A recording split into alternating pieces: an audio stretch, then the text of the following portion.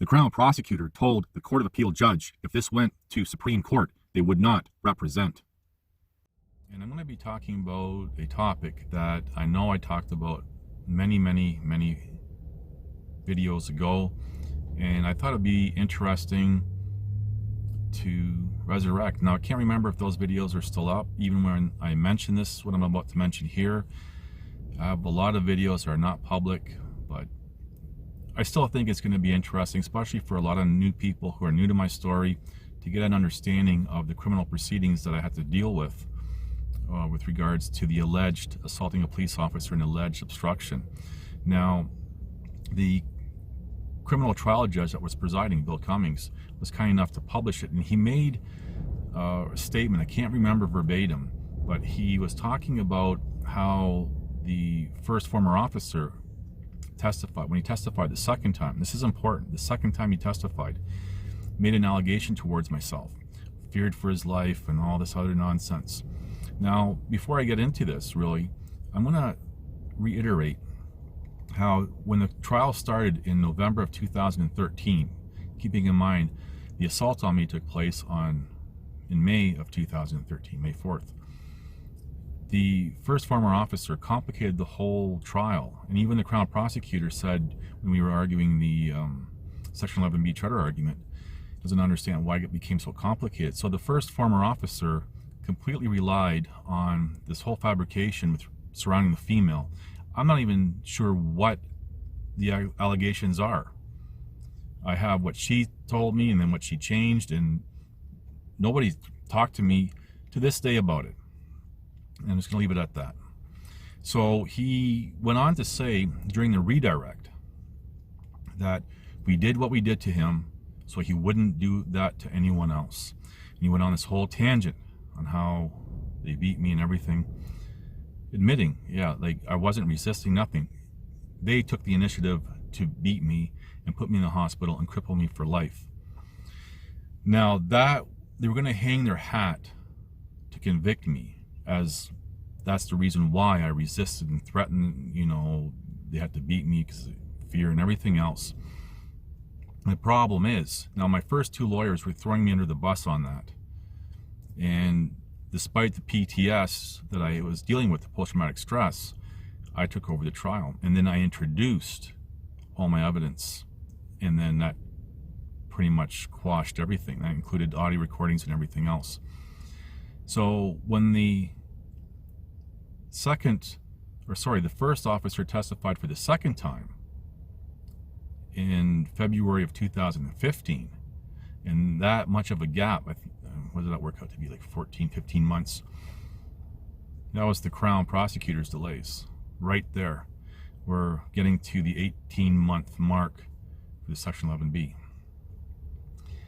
He changed his whole tune to say that basically I hurt his feelings, disrespecting a police officer. And then he went on this tangent, how he feared for his life, that I'm trying to remember, I had his arm, and I was about to drive away and drag him on the road to his death and everything else. Now, I want everyone just to pause for a moment and think about this. I was charged for alleged obstruction and allegedly assaulting a police officer. If what he was saying was true, well, not even, it doesn't even have to be true. Even if he did make it up, but say that was part of the charges, that would be attempted murder. Never charged or tried for that. But he played it up because he needed something. They needed something to justify why they beat me. They took the hospital 6 months to get images from the swelling and everything else, leaving me disabled for life. That redirect, when he testified the first time, November of 2013, disappeared.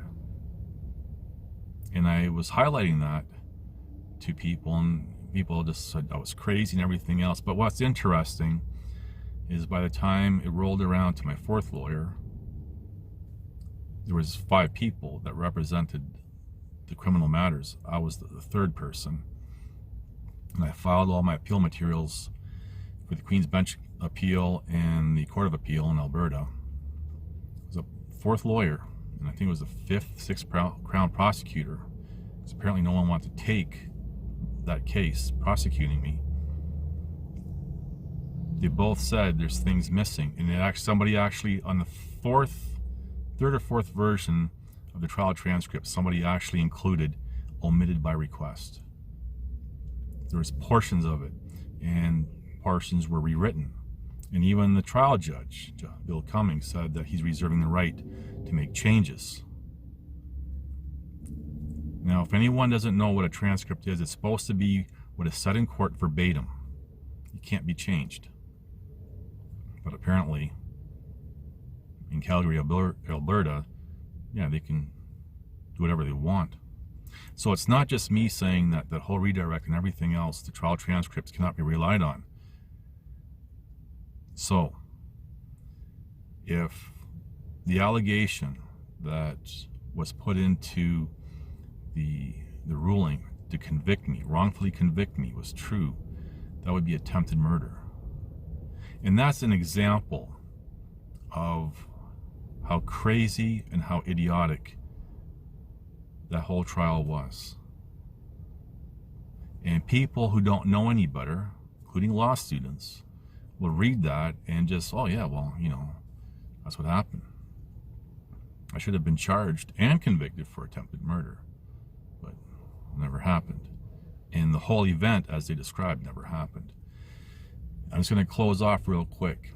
When I gave my closing summations to the trial proper, I only relied on, and the judge admitted, I only relied on the testimonies of the two former officers to make my case. And I quoted, I referenced properly, as you're supposed to, what I was relying on through the transcripts. It didn't matter. They needed me convicted because that was their defense for the lawsuit, for the injuries that I sustained from their, I remember describing it once as a military-style assault on me. And they put a gun to my head. They testified, no, it was a taser, but the second lawyer found out, well, they didn't sign out a taser. But they testified, and then the judge accepted that. There's so much wrong with that case. I mean, if I saw it in a Hollywood movie, I'd be like, oh, it could never happen. But it's reality. So, and again, I'm just focusing on that right now. The whole backstory to why everything happened and everything else. There's plenty of videos about that. But I thought this would be an interesting video for you, for anyone to watch and get a little more sense of the injustice that I had to deal with. Anyway, thank you for watching. Please like, subscribe, comment, and share.